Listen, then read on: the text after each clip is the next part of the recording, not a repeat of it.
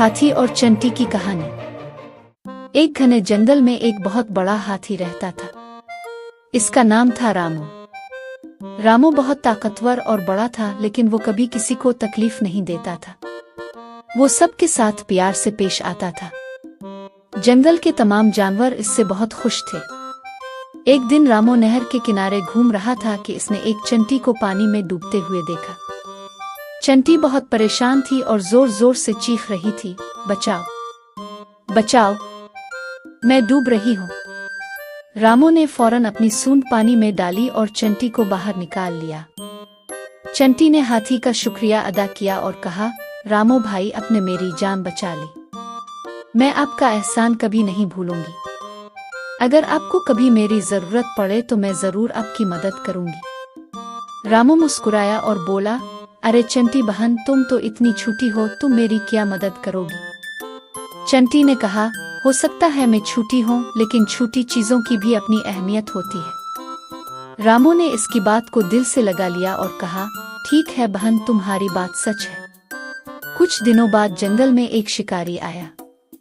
इसने रामू को पकड़ने के लिए एक गहरा गड्ढा खोदा और उस पर पत्ते डालकर छुपा दिया। रामू जब वहां से गुजरा तो वो गड्ढे में गिर गया।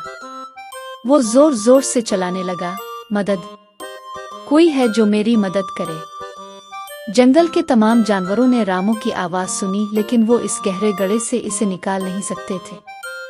तब चंटी वहां पहुंची और बोली, घबराओ नहीं रामू भाई, मैं आपको बचाऊंगी। रामू ने हैरान होकर कहा, लेकिन तुम तो इतनी छोटी हो, तुम मेरी क्या मदद करोगी?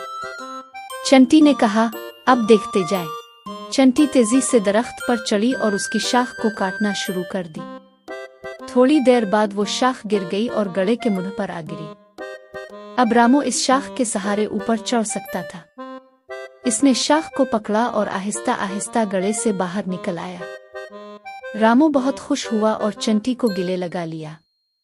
तुमने सच कहा था चंटी बहन, छोटी चीजों की भी बड़ी अहमियत होती है। तुमने मेरी जान बचा ली।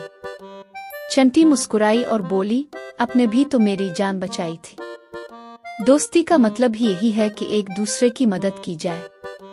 सबक। इस कहानी से हमें ये सबक मिलता है कि हमेशा दूसरों की मदद करो, चाहे वो तुमसे छोटे ही क्यों ना हो।